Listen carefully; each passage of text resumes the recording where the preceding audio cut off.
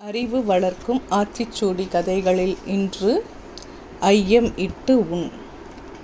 இல்லை என்று வந்த ஏழைகளுக்கு பிச்சையிட்டு தாமும் உண்ண வேண்டும் என்பது இதன் பொருள். வறியவர்களுக்கு பிச்சையிடுதல் தர்மங்களுள் சிறந்தது. வறியார் கொன்றீவ தெய்கை என்று பெரியவர்களும் இதனை பாராட்டி கூறியிருக்கிறார்கள். அறச்சிந்தனையை மேலும் மேலும் வளர்ப்பதற்கு இச்செய்கை அவசியம் வேண்டும். நெடுங்காலமாக நமது நாட்டார் ஐயமிட்டு என்பதை தவறாமல் அனுசரித்து வந்ததால் நமது நாட்டில் மற்ற நாடுகளில் போல பிச்சைக்காரர்களுக்கு என்று விடுதி அமைக்க வேண்டிய அவசியமில்லாததாயிற்று. இது நம்மவருக்கு பெரும் புகழே.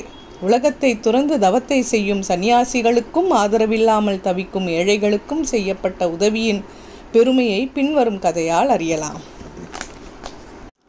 மகாபாரத யுத்தத்தில் வென்ற தர்மபுத்திரர் பிறரால் செய்வதற்கு அரிய அஸ்வமேத யாகம் ஒன்று செய்தனர். பற்பல நாட்டு மன்னர்களும் வேத ஆகம புராணங்களில் மேன்மை அடைந்த வேதியர்களும் தவசிரேஷ்டர்களும் முனிவர்களும் அந்த யாகசாலையில் கூடியிருந்தனர். தர்மபுத்திரர் வந்த அந்தனர் முதலியவர்களுக்கு அளவிறந்த செல்வங்களை தானம் செய்து கொண்டிருந்தார். அந்த சமயத்தில் ஒரு கீரிப்பிள்ளை தனது பாதி உடம்பு பொன்மயமாக பிரகாசிக்க அங்கு வந்து தர்மபுத்திரர் முன்னிலையில் மகிழ்வோடு தான் நீரில் விழுந்து புரண்டது. இதை பார்த்த யாவரும் வியப்படைந்தார்கள். தர்மபுத்திரர் கீரிப்பிள்ளையை நோக்கி, நகுலமே, உன் பாதி உடம்பு ஏன் பொன்னிறமாயிருக்கிறது? இங்கு வந்து ஏன் இப்படி புரளுகிறாய் என்று கேட்டார். இதை கேட்ட கீரி பின்வரும் கதையை சொல்லத் தொடங்கிற்று.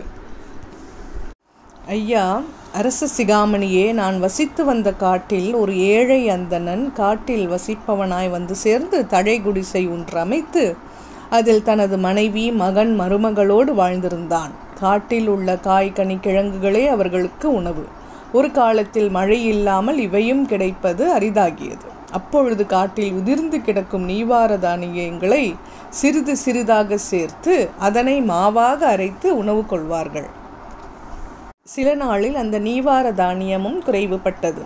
4 தினங்களுக்கு ஒரு முறை உணவு கொள்ள நேரிட்டது. ஒரு நாள் இவ்வாறு கிடைத்த மாவினை 4 தினங்களாக பட்டினி கிடந்த அந்த நால்வரும் 4 பங்காக கொண்டு உணவு செய்ய போகும் சமயத்தில் விருந்தாளியாக அந்தணன் ஒருவன் அங்கு வந்து, பெரியோர்களே, நான் உணவு கொண்டு 10 தினங்களாகின்றன. பசியால் மிகவும் வருந்துகின்றேன்.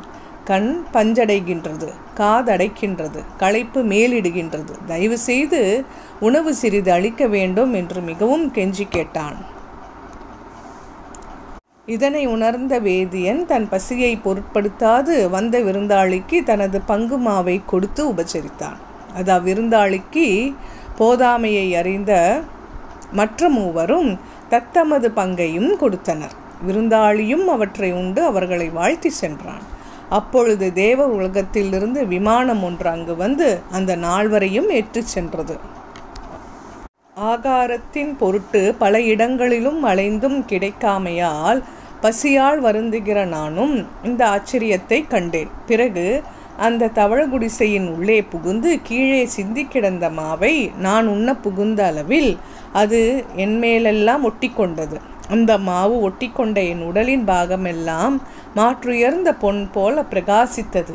இதை கண்டு மிகவும் ஆச்சரியமடைந்தவனாய் அவ்வந்தனன் செய்த தருமத்தின் பெருமையை வியந்து பாராட்டி மகிழ்ந்திருந்தேன்.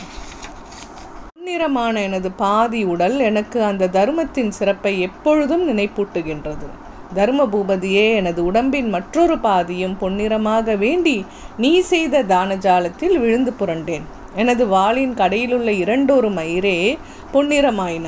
ஆதலால் நீ செய்யும் அஸ்வமேத யாகத்தினும் வேதியன் செய்த விருந்தோம்பல் மிகவும் சிறந்தது என்று யாவரும் கேட்க உரைத்து தன் இருப்பிடம் சென்றது.